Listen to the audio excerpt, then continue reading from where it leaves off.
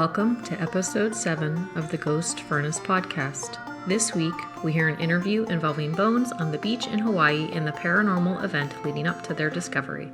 If you have a paranormal experience of your own that you would like to share, please email it to us at theghostfurnacepodcast@gmail.com. If you enjoy the show, please rate, subscribe, and review on whichever platform you use. Also, like and share us on Instagram and Facebook. The hosts of the Ghost Furnace podcast are Nick, Pennsylvania, Bond, sometimes referred to as Brendan, and Mike. Thank you and enjoy the show.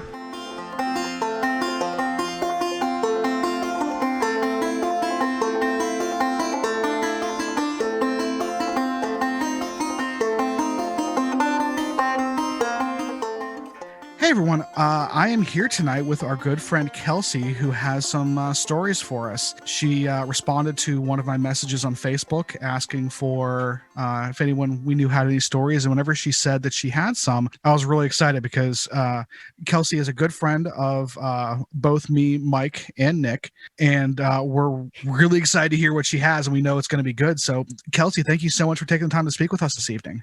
Yeah, no problem. I'm happy to be here. Fantastic. So let's go ahead and just jump right in. What's your first story? Okay, so with this first story, this was a little over a year ago. I was actually visiting Hawaii with my grandmother because my aunt lives there. So we were taking a trip out there, and this was right before COVID hit. It was like directly in the middle of when everything got crazy. Wow. So you probably kind of lucked out then. Yeah. Oh, absolutely. Being able to get the trip in. Wow. That's pretty cool. Oh, yeah. But I'd like to go to Hawaii right now. Oh, I felt that. I wish I could go back.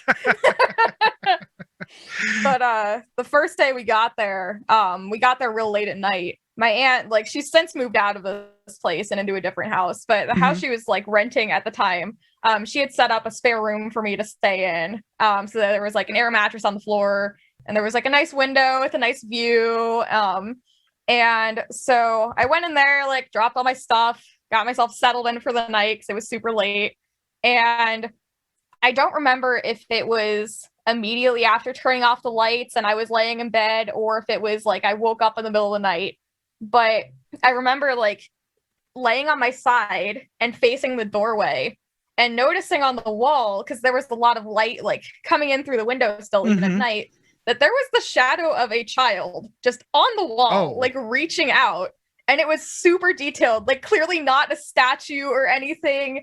And my aunt does have lots of weird little knickknacks around. Yeah. So I thought, okay, maybe this is just a little statue she has somewhere, some little figurine. So I turned on my phone flashlight and I shined it over where the shadow was on the wall.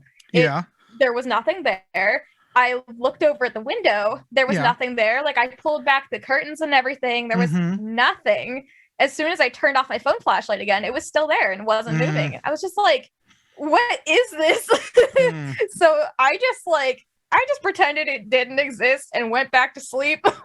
And I never ended up telling my aunt about it. But then for the rest of the week, because we were there a week, I did not sleep in that room. I slept on the couch in the living room. Oh, really? It was that prominent. Yeah, wow. I was just this is the weirdest thing. I thought I was thinking to myself, maybe this could be the landlord's daughter or something. Because there were a couple houses behind my aunt's house. Yeah. The fact that I saw nothing there, and when I finally turned off my phone flashlight, the shadow was still there on the wall. I was just something's not right here. That's really creepy. So like you said, you didn't tell your aunt about it or anything. Did anything did you have any other weird feelings in the house or anything, or was this the only thing that happened? Was seeing this shadow of a child reaching out in the night? That's pretty intense.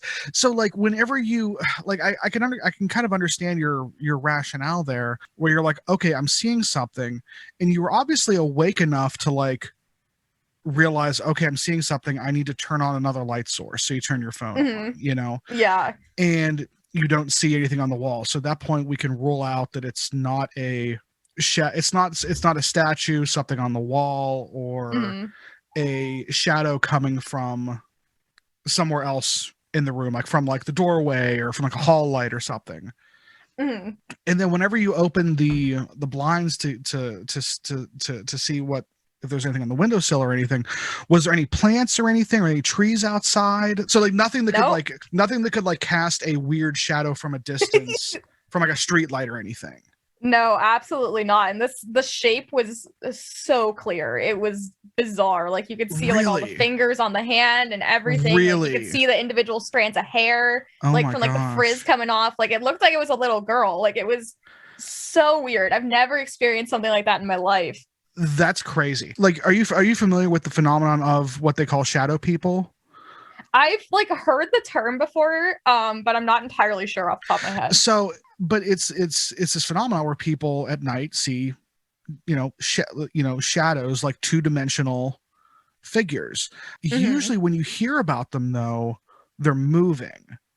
They're moving through a room or through a doorway or something like that. I don't know if I've ever heard of one just being still, but the fact that you were able to see different strands of hair and see like the fingers and everything, that seems like way too much detail for it to be like a shadow cast from a distance. Oh yeah.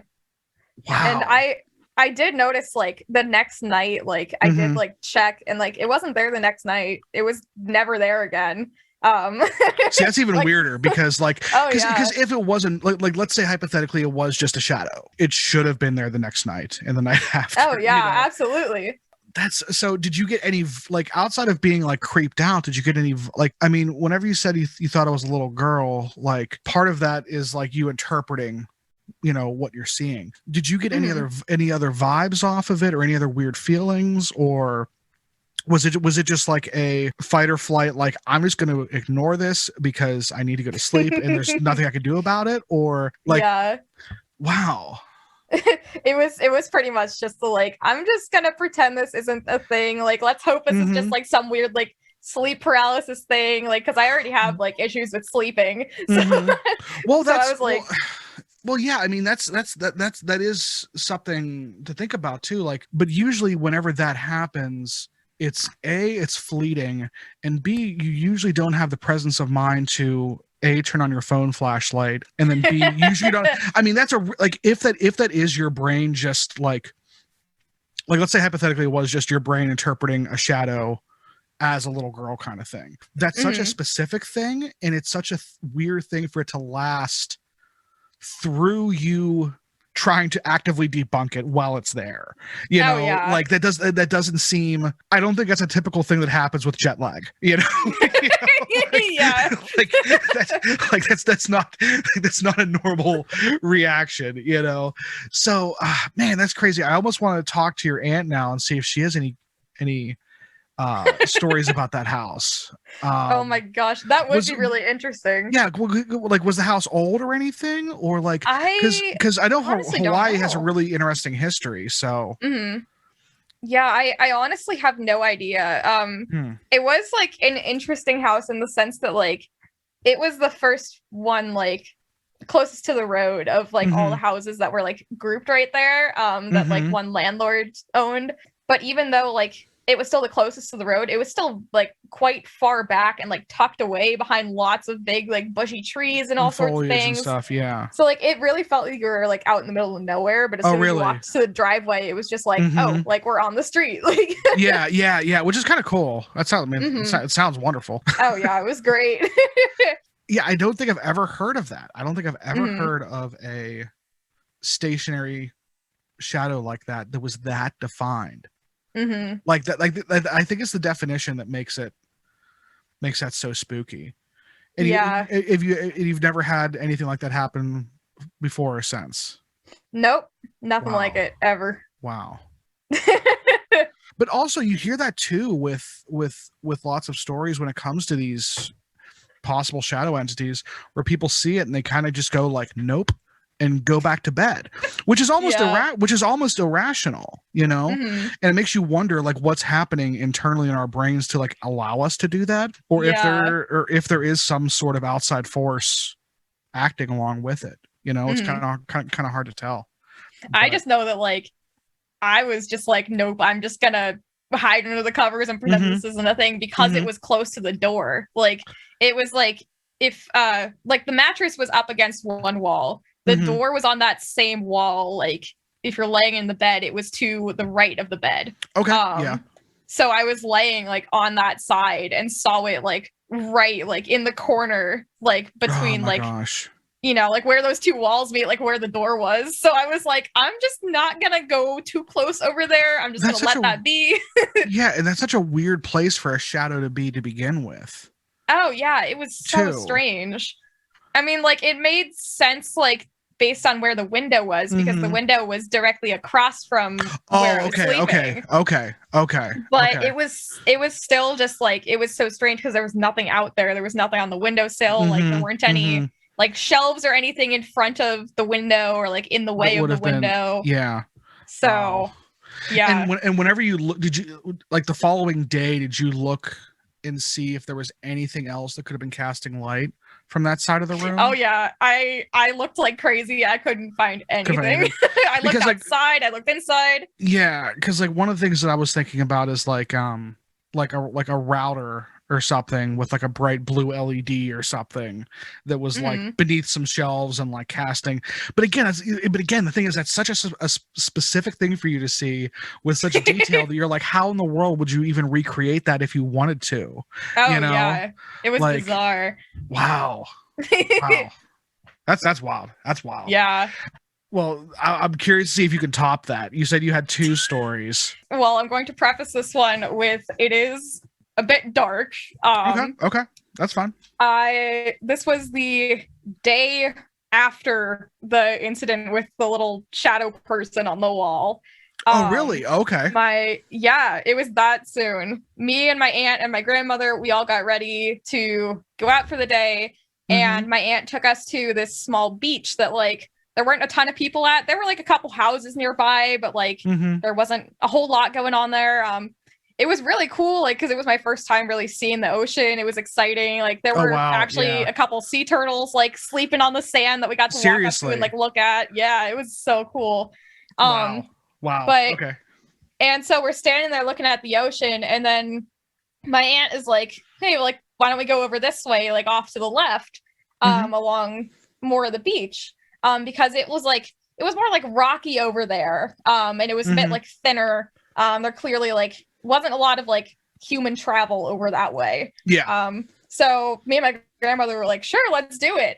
We started walking, and it's like next to this hillside with some plants like growing over it. And we noticed like strewn about the rocks, there's a couple bones. Oh, really? And so I was looking at the bones that we first came across, and I was like, something's off about this, like, and my aunt was just like, oh, there's a lot of like cows and like goats and things in this area. They're probably just like the leg bones of some cows. So I was like, all right, that checks out. Okay, like makes sense. Let's move on. We kept walking a little further along this little coastline, and we found a couple more. Like, I noticed a couple more of the leg bones, but then I noticed that there was something sitting on top of a rock. So I went and got a closer look, and it was a jawbone, a very small one, and had some teeth missing. What? So I was looking at my aunt, and she was like, yeah, don't worry, it's probably just from a goat. And I was looking at it, and I'm like, that doesn't look goat shaped to me. Like something. But it gets even weirder. Okay, I mean that's okay. Yeah, okay. So this is already crazy. So yeah. Oh, I know. It just gets weirder. Okay. So we keep walking. We keep walking a little bit. I'm still thinking about that jawbone I just saw sitting on that rock. It's understandable. Yeah. And so me and my grandmother, we stopped at one point, and we're just standing and looking at the ocean. My aunt is standing behind us. Like towards the base of like the cliffs. The cliff's like pretty high above our heads at this point. All of a sudden I hear her like scream. So me and my grandmother turn around, and at my aunt's feet is a whole intact human skull. What? With the jawbone attached and everything. What? It was just laying there on its side in the sand. It had like a couple like small stringy like roots attached to it, some teeth missing, so it was clearly very old. But yeah, it was bizarre. So I'd agree. That's if we were gonna put a word to it, bizarre would be one of them. So so what happened? What'd you guys do? Well, it turns out that this actually happens semi-frequently in Hawaii, because the native Hawaiian peoples used to bury their dead near the ocean. So a lot of those cliff sides have been eroding over time, and the bones have been popping out. So it turned out that we had to end up like taking pictures of all the bones and then getting coordinates from the pictures, and then we had to contact like the local authorities, and they actually have a whole like committee just dedicated to dealing with these bones because it happens so often. Wow. But yeah, it was still just so bizarre. So, oh my God, Kelsey, like that's like, please forgive me for if this is like a weird question, but do you think there's any relation between you seeing a child-sized shadow figure one night and then finding what could possibly be the remains of a child the next day? There could potentially be a connection because that jawbone was definitely like a child's That's jawbone. What you said. Like a small. Like the whole skull and jawbone was obviously an adult, but like that little jawbone was that was definitely a kid. God, so it's possible. But yeah. Wow. I just love being able to tell people like I went to Hawaii for spring break and I saw a dead body. Like good times, you know. Oh yeah, first time at the beach finding dead bodies. Yeah, like you're like, is this what everyone does at the beach? Like, oh yeah, totally, it's so much fun. But like, man, like obviously, like I mean, it's really good to know that those human remains were like known about, you know. It wasn't like you found like someone who met like a nefarious end or anything, you know. Like that's obviously like that would be a very, very different situation. Like we wouldn't be laughing about it as much as we are now. But and I think it's really cool that they actually have people who are dedicated to, like, I mean, obviously like retrieving and probably like ceremonially reinterring those native remains and everything. It's crazy that it happens that much that they have to have people who actually do that, but I'm glad they do, you know. Because obviously we want to be, you know, respectful of the dead and everything. But again, for me, like I would have immediately, if I was in your shoes, I would have immediately been like, there's a correlation.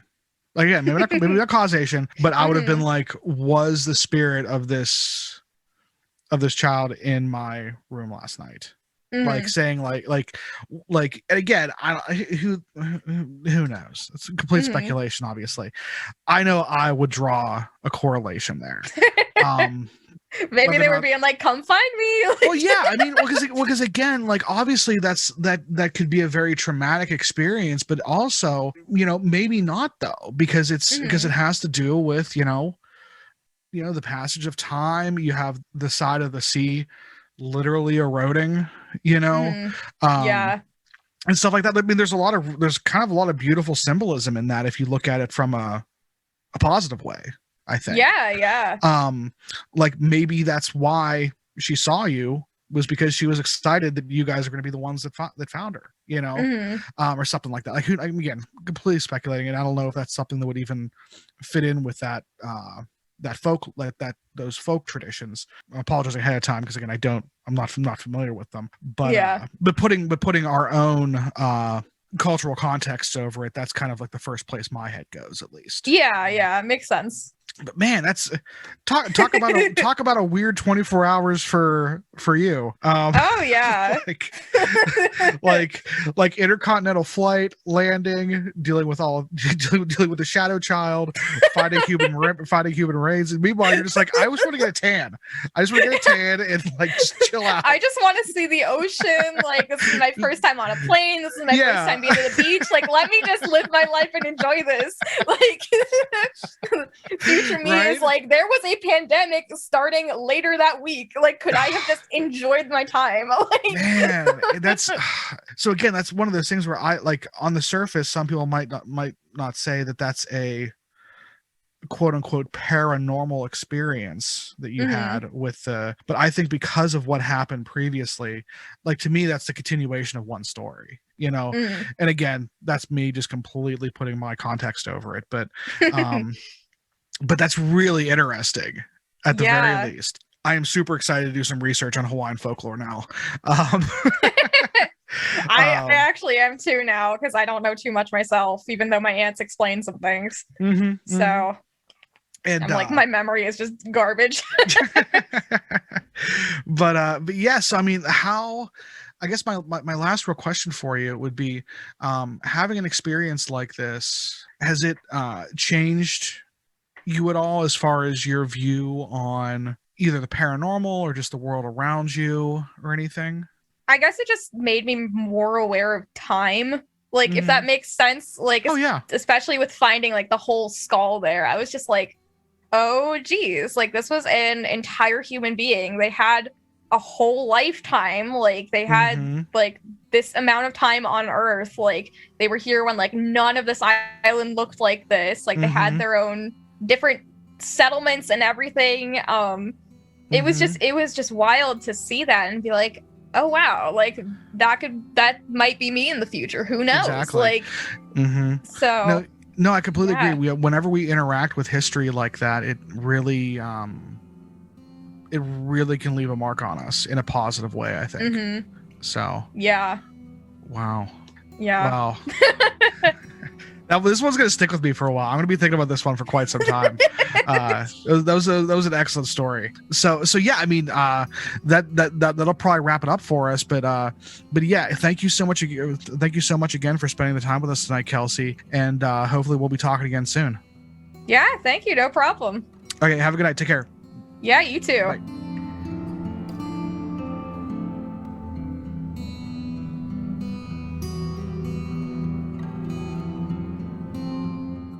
So everyone, that was my conversation with Kelsey. I had a really good time talking to her. Really appreciate her taking the time out of her busy school schedule to share with us such crazy stories. What were your guys' first impressions?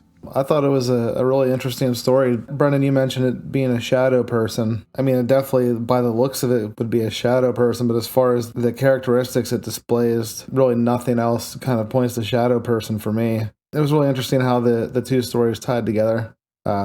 Really weird that there's a bunch of bones just on the beach everywhere and it's like a normal thing. Yeah. No, to your first point about it being a shadow figure, I brought that up kind of secondarily in the conversation.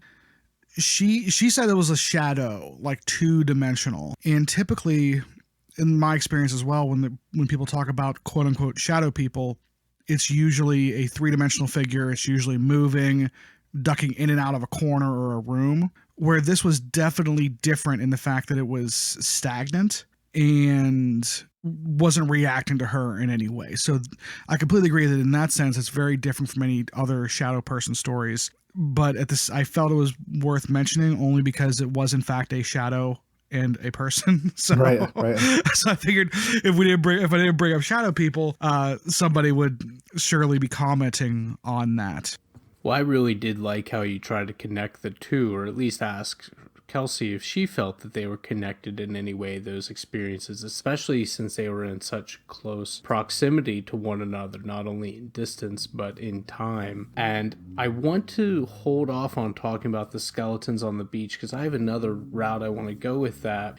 But I do think it's interesting that it's a stationary thing, and even though she described it as reaching out, it was frozen in that moment, which I think is curious. I also kind of like the banality of it. It wasn't a huge event. One of my frustrations with so many ghost stories is like the inadequacy of it. Like we've talked about what our joke has been, another episode where a ghost pushes a glass off a table, or it's something so dramatic, or it's tied to celebrity. Like, oh, this house is haunted by the ghost of this famous person that was here for 30 minutes one day 40 years ago.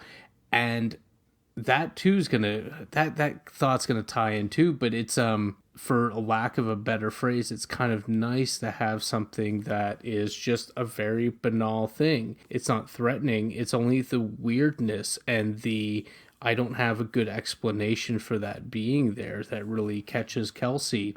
It is important, and we've talked about this too before, that with some sleep deprivation, the common experience is the sea shadows. However, they are normally, and in my very own personal experience, they are moving shadows, and you are kind of aware that they're not real. And I think that's one of the, if you're seeing a shadow person in real world because of sleep deprivation, I think that the strangeness and maybe the threatening aspect of it is heightened by the fact that you're aware that it's not a real typical shadow, but that you're experiencing something other than that. And I was very much aware in that moment that the reason for that is because of my lack of sleep, because I'm clearly not in a good state of mind. If you weren't aware of that, or if it had kind of snuck up on you, you might not put that together. Also, she said that she wasn't actually sure if she had been sleeping or if she was asleep yet. Right. Now, going off of that, because that was one of the things I was going to say is, or rather ask for clarification, when she got up and used her cell phone light, it went away. It wasn't there. Please remind me. Yeah, whenever she realized that there was something there, she got up, used her cell phone light, and it wasn't there, to the best of my recollection. And when she laid back down, it was back? She turned the light off. When she turned the light off, yeah. And that kind of, it goes along with, like, just to real quick to two of your main points there, Nick. When it comes to like the sleep deprivation part of it, I completely agree with everything you said there. I think what makes this a little different, though, is that she was cognizant enough to try and debunk it while it was happening. Yes, I agree. I completely agree that it would have been different if she just saw it, because obviously, like, jet lag does weird things. We've all been there with that. Obviously, sleep deprivation. But this seems like she had her wits about her, we'll say. Well, and she was thinking about it the next night because she didn't see it again. Correct. And so even if it were something in the distance or something in the room that had a shadow cast, because of course, as soon as the focus was on how it was a stationary thing, it made me consider what other things could be at play that she's not seeing on the sill and anything. And that it wasn't there the next night underlines again the strangeness of the whole experience. Yes, I completely agree, because you're right. Like, that's why I brought up the fact that, like, maybe it was I think it's like a router or something, like something that has like LED lights on it that might have been hidden below, you know, a nightstand or something like that you wouldn't see on the windowsill, causing the shadows, or shadow in this case. But I think the thing that's so crazy about it is the definition that she had. As far as like the hand reaching out, she said she could literally see the frizziness of what she thought was a little girl's hair. And the fact that you put both that detail with her trying to actively debunk it, I think shows the state of mind that she was in and how long she was able to look at this thing. And I agree earlier with what you said about it being such a banal experience. Sometimes those are the weirdest ones because there's no menacing element to it. It's not some famous deceased person. This is literally just a two-dimensional shadow of what, for all intents and purposes, for her experience, seemed like a small child and being cast where she couldn't find the source of it. Well, and not to give my constant kind of warning or preamble, but again, if there's any truth to any of this sort of conversation, I think keep going back into that it lies in captured moments, it lies in reoccurring things. It's nice that it is a banal thing because I think that emphasizes to me that if there were ever true events, it would be more likely something like this, something residual, a moment captured that repeats itself through whatever means. For me, if just from a statistical standpoint, yeah, exactly. It's not going to be some spectacular, you're not going to walk into Marilyn Monroe or something like that. Yeah. Well, I think that goes to speak to something I know we've all talked about before, is the idea that one possibility for these experiences people have is the idea that a lot of these things are happening much more often. We're just not noticing them all the time. Because they're so small. And they would be more of a banal nature. And I think that that's something that has to be at least explored whenever you do hear stories that are a little more of like a fantastical nature. That should set off some alarm bells. If she said she saw Elvis in his Hawaii phase as a shadow in her room, 68 comeback special, like that's like, not saying that couldn't happen.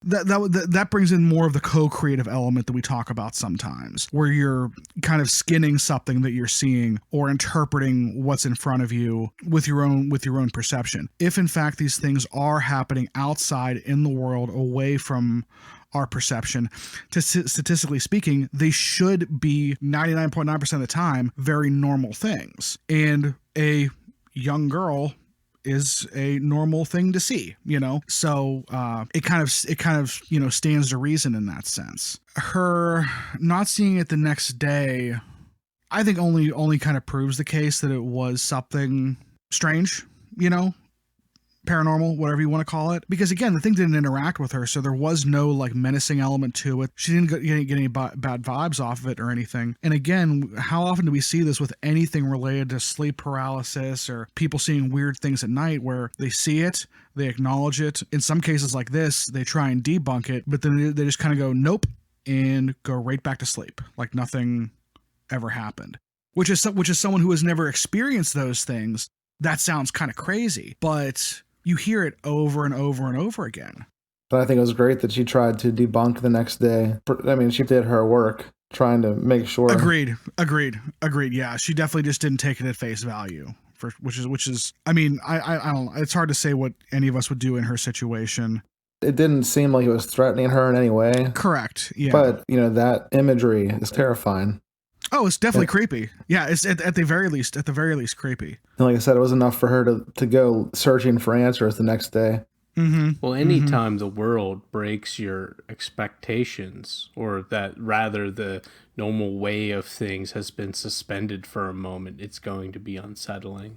And I agree with some of what you were saying before, Brendan, about a fantastical story that can set off red flags. And along with that, anytime I hear people talking about all these different things that happen to them, it's almost less believable when they have a Bigfoot encounter, they have a UFO encounter, they have all these paranormal ghost encounters. Well, no, I mean, you're right.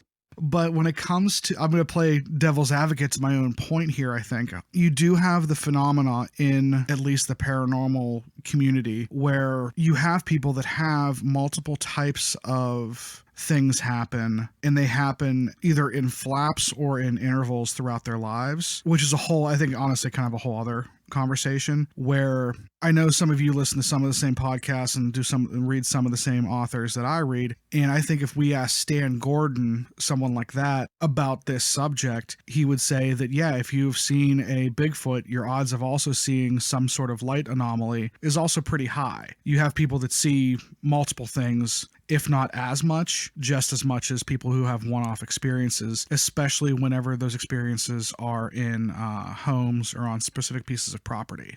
Well, one of the things I relate a lot of life to is the writings of Michel de Montaigne, who wrote really about, if I could boil some of his writing down in my own way, it would be something to the effect that there are great moments in life, but even the greatest of people do spend most of their time doing very simple things. And that's kind of what we touched upon here. So while there are these fantastical things which may occur, if any of it's occurring, most of it is going to be very simple things.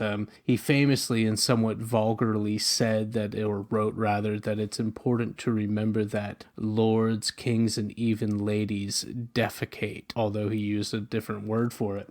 So we need to remember, Nelson Mandela has spent a lot of time in his life clipping his fingernails. Attila the Hun had sneezing fits, quite likely, and we don't know if Joan of Arc ever sat and thought long and hard about how annoying it is to have wet socks. Like all of these things there are fantastically incredible people who we remember for these great moments or these events. And even if they were prolonged events, they take up such a small part of their life. And have you ever thought like of Alexander the Great yawning? No. Exactly.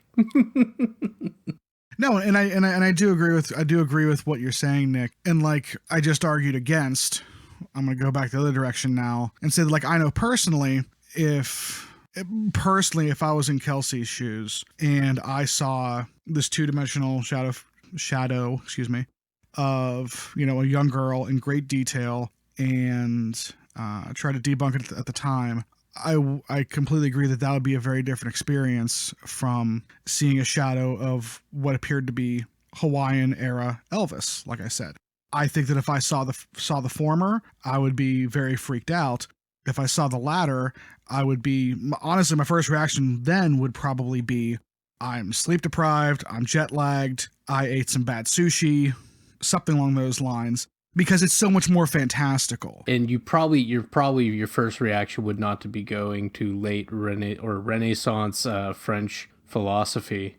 I prefer the Greek and the German. So one thing to be considered with all that, and like even what you were saying, Nick, with great people doing ordinary things, something that a lot of people might struggle with is they have these mundane events. Like if Kelsey had just seen the shadow and not actually had the event occur the following day, it might be something that she never thought of again. Yeah, and if you guys want to start getting into that part of the call, the interview, like I felt there was a connection there right away. Like, and I know that's 110% me taking my, No, as soon as she said a small jawbone, I thought the same thing. Yeah, and I do want to say real quick, I am trying to reach out to some experts on Hawaiian folklore to try and get their take on this. Don't have it yet, but hopefully I will be able to secure that information. I just want to call it real quick that like this is our kind of take on it.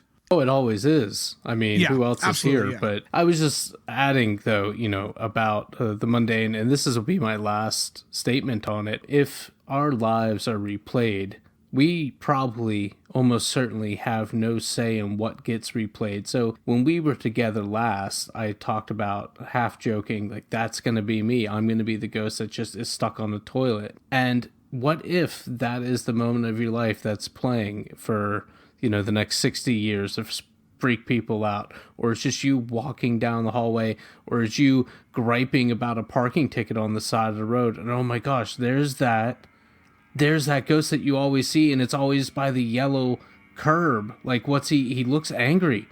The historical curb? Yeah. Sorry, that was the inside joke.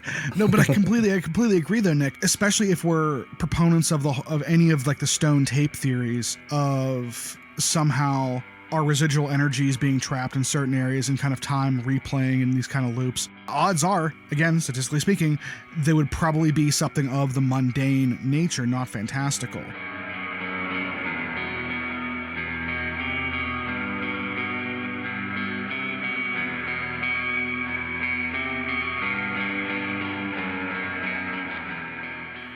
I mean, to me, it's just kind of like an obviously romantic way of looking at it, that somehow, regardless of mechanism, as I always say, the spirit of that little girl knew that Kelsey and her family was going to be finding those remains the next day, and just visited the night before to say hi.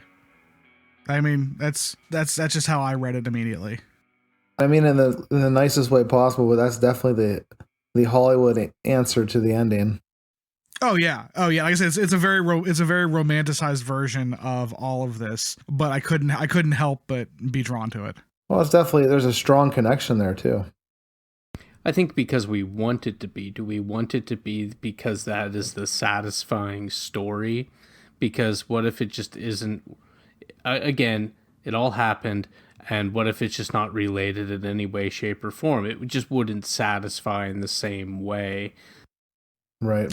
Yeah, I would agree. It's almost like the nuance between a coincidence and what we would say is like serendipitous. One is just two things that seem like they're unlikely to happen in close proximity, where the other, being something that's serendipitous, has some sort of intervention from another source, regardless of what that source is. Right. Yeah, I'm actually reading, funny enough, there was a really good line that said something to this effect. I'm reading The Third Horseman, which is about warming trends in the 13th century and whatnot, because that's the sort of exciting life I lead. And at one point, they say something to the effect of an incident. It was one too satisfying to believe in, but yet too satisfying not to continue to retell. And that's what this sounds like. Yeah, I'd agree with you on that. Like, I mean, like, it's such a crazy situation. Well, and certainly if this sort of thing with skeletons on the beach are happening with some frequency, you would think that there would be some folklore. There's these sorts of incidents of shadows or of people coming back and be like, hey, don't freak out. You're going to run into me later on today. Exactly right. Like does that communication take place? Because we absolutely have that all the time here with the idea of spirits being harbingers of some sort, whether it's good, bad, or in between. The second story in itself is creepy. Oh yeah, but it's not really anything paranormal, but it's paired with the first story that gives it that paranormal feeling. Absolutely. On its own, the two, if they are in fact two separate instances, one has a paranormal perspective that you could take on it. The other one is just a kind of really wild story. You could hear in my voice, I think, that's not where I expected any of that to go. That's not how your first trip to the beach should be. Right? A bunch of skeletons laying around. Yeah, like, I mean, well, like, it's a memory for a lifetime. It's true. It really, I mean, she's not going to forget that, you know? Like, what if you went to the beach and nothing really interesting happened? It would seem like all these writers who write about the great and vastness and just the awe-inspired view of the sea and its seeming endlessness, just water to the horizon and beyond, would be something of a letdown if it were just kind of like, there's some seaweed. Yeah, otherwise it would just be like the end to a bad anime movie. Just like, oh, here's the ocean. Meh. Saw that coming, didn't you? Right? Just a bunch of water. Well, you know what? This again, it reminds me, this sort of thing happens a bit, and I kind of wanted to segue from this in a moment, but are you, either of you, familiar with Tangier Island? In the Chesapeake... Oh, go on, Brendan. Sorry, I was going to answer the question you asked. No. Oh, okay, sorry. I should really give time for responses. I'll answer that too. No.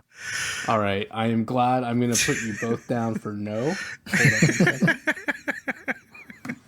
So Tangier Island is an island in the Chesapeake Bay area. It is north of Newport News, and it is somewhat southeast of Washington, D.C., and it's very interesting for a great number of reasons.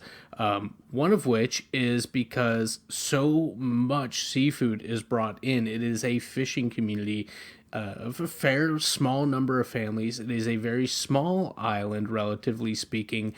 I don't think there are any cars on it. There are some motorized vehicles like golf carts and whatnot, but also linguistically it has been looked at for a very long time because there's a very distinct Tangier's accent, which is wonderfully melodious, and I encourage everybody to take a look at Tangier's accents. But more recently, it's come to people's attentions because of changing climate and how that's affected the island, because the island has constantly been in change because of the nature of the island itself. Now, the number of people on there, again, it's a fairly small number of different families. Not a lot of people come onto it. And they have been there for hundreds of years. And on one end, I believe it's the northern end of the island, which has eroded away. There have been cemeteries. And some of the people there will go there and new bones and other artifacts wash up on the sandy soil quite frequently, because even the interior of the island, especially now, more so now than ever, will flood over with water, which gives the impression of a sinking island, which could be terrifying because, again, this is salt water we're talking about here. But these are the bones in a very real way, not just of the people of the island before them, but of family members in particular. And so the residents will, very similar to what is happening in Hawaii. I don't know if they reinter them or just let them go out to sea, but you can look up photos of this, and it's a very interesting thing. And again, this is being accelerated, the pace of this in Tangiers being accelerated, it seems, by the climate. Yeah, I'm looking at I'm actually looking at it on Google Maps right now. It's a beautiful place. It's absolutely beautiful. And there's something deeply romantic to me about the island with the closeness of it and all.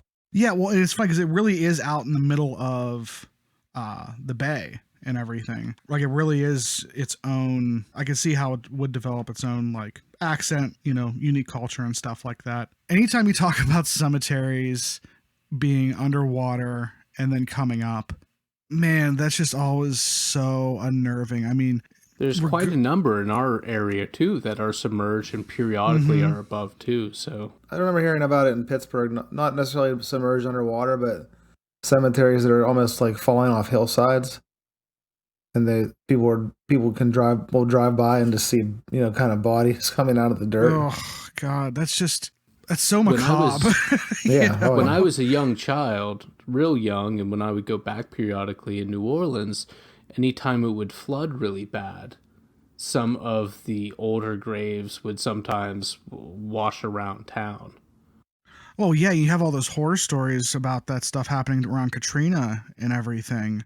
I mean, all kinds of horror stories about Katrina, but just the idea of coffins floating down Main Street, is that's such, because when we think of death as being so permanent, even though we sit around all day talking about ghost stories and everything, we like to think death is permanent. And whenever you have remains that are now mobile in any form, it just seems so, like, I want to say sacrilegious, but it seems so just unnatural.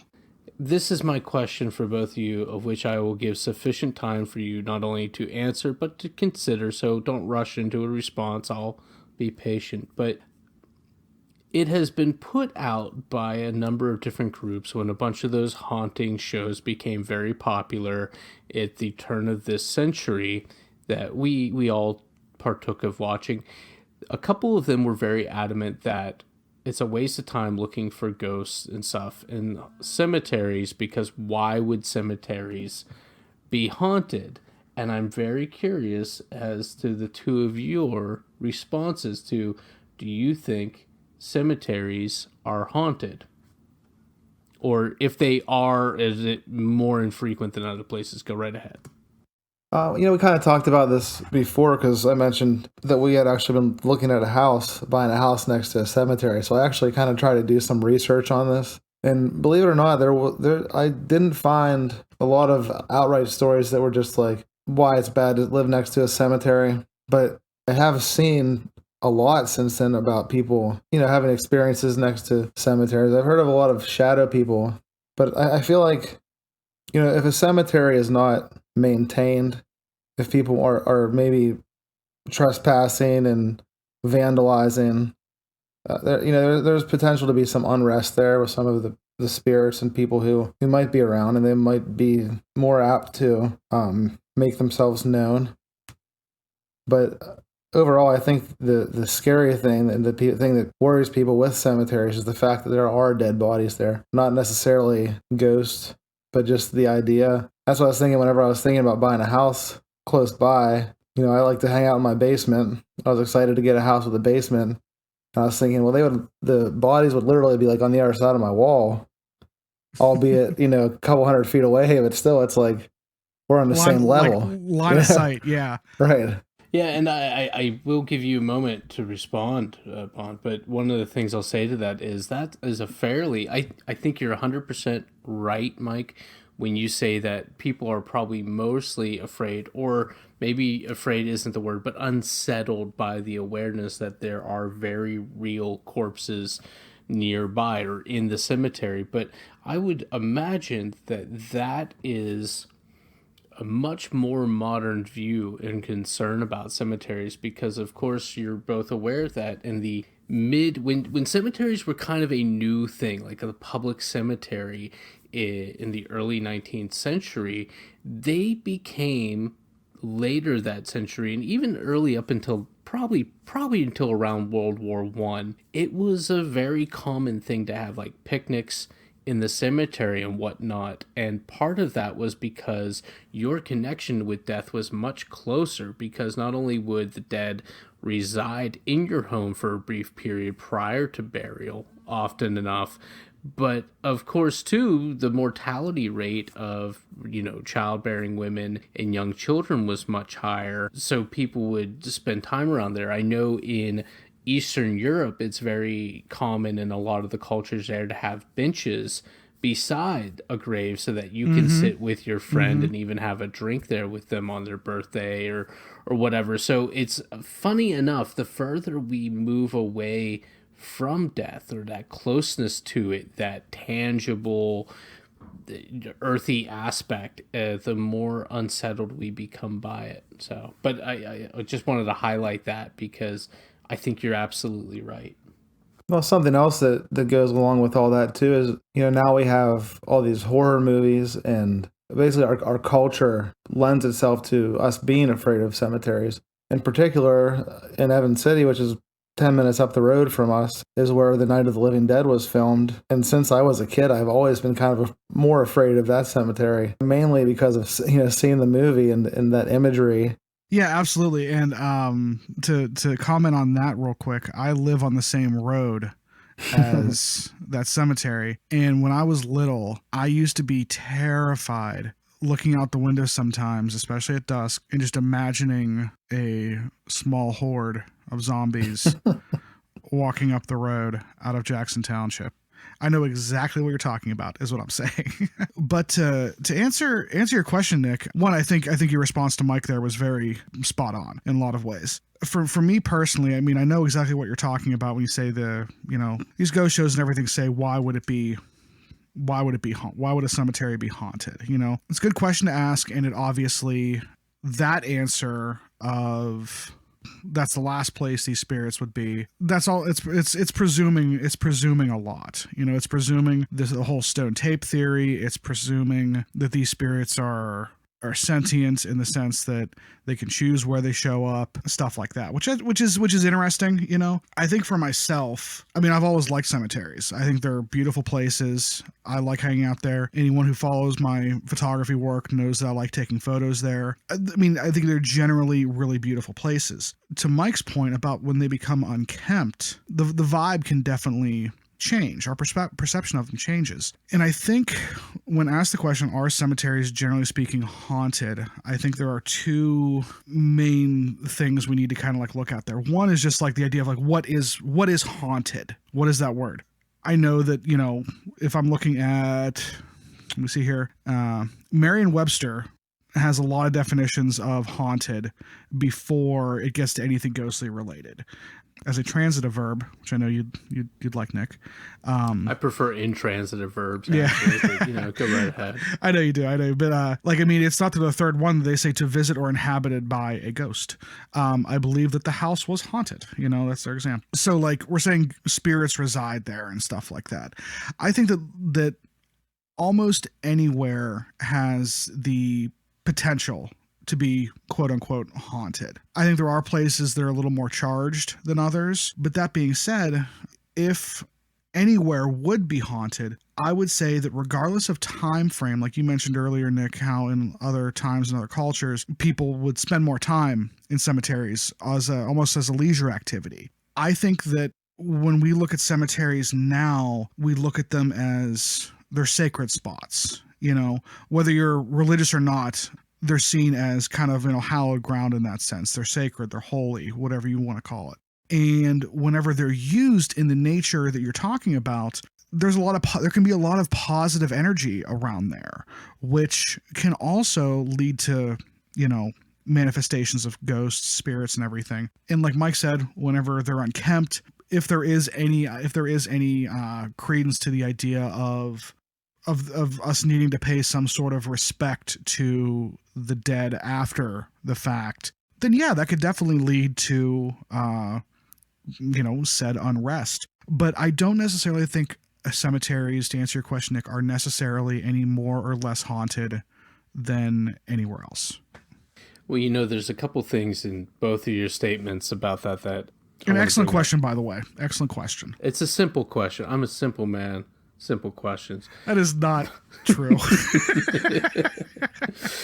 And of course, I was earlier thinking of a very locally famous cemetery around us, but I think the conversation about that is best left for another day. But there's two things that you each brought up, and I was trying to take some notes because I wanted to keep my train of thought. Mike, you went back on to the comment about there's if it's unkempt, and then Bond, you said it changes the vibe if it's unkempt. And I think, if we're playing Ghost Furnace Bingo, that priming aspect, the way we perceive something is going to determine our emotional response to anything we encounter in it. So I think the unkempt cemetery is much more likely to be perceived by us as haunted. But Mike said another thing I want to get to very quickly. My favorite cemetery, when we were fishing one time, I pointed it out. There's a little town off of 62, and there's a cornfield, and then that cornfield there's the tiniest hillock, and on that hillock is a cast iron gate which has a tiny cemetery on it, and it's beautiful. And anyhow, Mike, you brought up if it's unkempt there could be some spirits at rest because of that, and that really got me thinking. Like, that suggests that there is an awareness that I should be in this box underground and be aware of what's happening above me. Sounds like hell, because there's an awareness, and you're saying until I'm really bothered, only then can I engage myself in the world. But also, I'm down here. Like, have you seen the state of my yard in life? Like, there is so much yard work I am behind on, and now you're telling me that only my irritation at somebody else not maintaining the landscaping is going to be enough for me to be able to act a force upon the world. But again, I go back to that whole time between now and then, I'm aware of the world and what's going on above me, but I'm not sufficiently emotionally engaged to do anything with it. Yeah, this goes back to the idea we've talked before about, like, what rules, if any, do spirits have to follow. And again, we said with the perception, I still believe there absolutely is some sort of co-creative element to the vast majority of these interactions. But like I said about the places being sacred, I think that's kind of why them being unkempt, when I say changes the vibe, I mean that in a survival sense. If I think that we're kind of hardwired to be like, okay, if I walk into any other sacred space, let's say it's any type of church or temple anywhere, it is a pristine example of the way that it's supposed to be. It's probably going to have a good vibe to it, and that's anywhere. If it's a store, if it's a home, if it's any kind of structure, like we're hardwired to think, okay, things are in order here, therefore I should be safe, and I should be able to predict what's going to happen next. If you go to a church or a temple that has been overgrown and neglected, just like if you go into a store or a home that has been overgrown and neglected, that trips something, I think, in the reptile part of our brains in the very back that says, this is not a safe place anymore. And then when you throw the fact on top of that, that it is supposed to be a sacred place that houses spirits, I think that we naturally take that kind of parasympathetic nervous reaction and impose it, like you said, Nick, on that now new environment. So it's not that an unkempt place is more haunted. It is that our perception of the danger of that place is heightened, and the thing we're most worried about is these spirits. In my research, and I say that with quotation marks because it is kind of silly to be looking up, is it safe to live next to a cemetery on the internet? You know, who really has the right answer about that? Ghost Hunter 4206969 says it's safe. right. Something some people, you know, were saying is that a way to show respect, you know, say you live by a cemetery that is forgotten about and maybe there's spiritual unrest there. One way to similar to like whenever, Brendan, when you were saying you left Wonder Bar and you said, you know, I don't mean to be here to invade your space. I'm sorry if I'm bothering you or whatever you said. Oh, I always think that putting intentions out there is important. Right. So it's the same kind of idea. You know, you're putting intentions into the cemetery.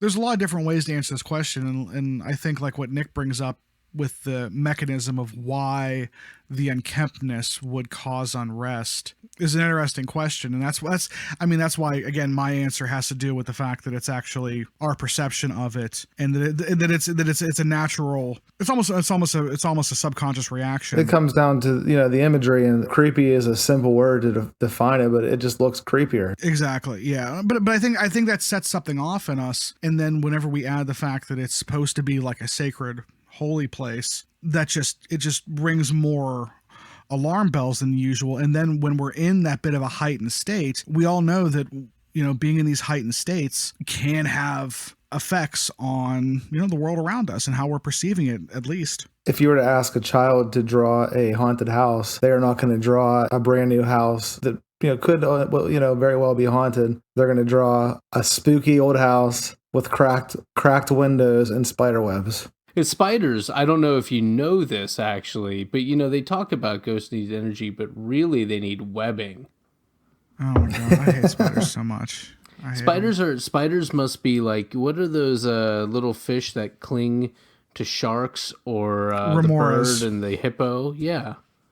They have a symbiotic relationship. You can't have one without the other. But that goes back to, does a house become haunted because it's vacant? Because time is accelerated in a vacant house, and spiders are indicative of vacancy, one would assume. I think you are onto something there, where how many times do you see this in anecdotal accounts from like podcasts and things where people have hauntings, like we've talked about, like in liminal spaces and things like that, liminal times in their lives.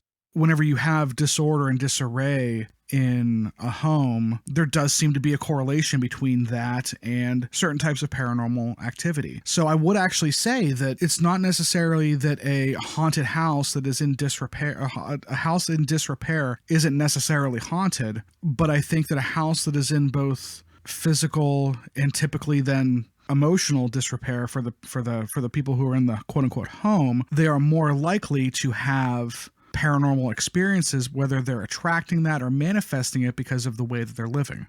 So basically, if you don't want an area in your life or around your life to be haunted, you need to do some basic landscaping and upkeep, building maintenance. Yeah, I know. I mean, I know you're joking because I'm not, though. I am, but I'm not. It's it's funny, but you're not wrong. Right. I think there is something to that. I think that if you came across somebody who had spirits and you saw that they're you know, whether you're being literal or figurative, their house is not in order, I'd say, hey, work on that. Get your stuff together. Yeah, and then see how that goes. That's what I was going to say is like, you know, say you do feel like you're being tormented by some spirits, whether or not you are. If you have a better outlook on life and you're keeping your house clean and you're taking care of yourself, it's ultimately going to be better for the whole situation than if you were to be, you know, laying in your own filth. No, absolutely. I'll tell you what, I've never been so motivated to clean this desk off. At least I encounter some spooky repercussions, right? Yeah, no, but I think we've all been there, just on like this is obviously on like a micro sense, but you know, we've all had times in our lives where we were, you know, just either anxious or feeling down or whatever, and if you take the time to look around, go, okay, well, I'm going to clean my room or do some project that you've been putting off that like needs done, you're almost always in a better mindset afterwards. And I think that, again, if there is a co-creative element to this paranormal stuff, and if there is a vibe related element, and if there is a perception element to it, doing those things, like you said, Mike, is only going to put you in a better situation. Right. Like, I'm not saying that cleaning your room is going to exorcise a demon necessarily, but like, might as well clean your room. Yeah, it'll make you feel better. Like if you were to watch a scary movie and you were in an old creaky house with cobwebs and broken windows, you would be a little more terrified when you're going to bed than if you had a nice clean bedroom to go to. Yeah, and I think this all goes to speak to the idea that the status of an environment has some bearing on, if not the hauntedness of it, at least our perception of it. I think we could all agree on. Well, there is so much more we could say, but I feel like our time is coming nigh.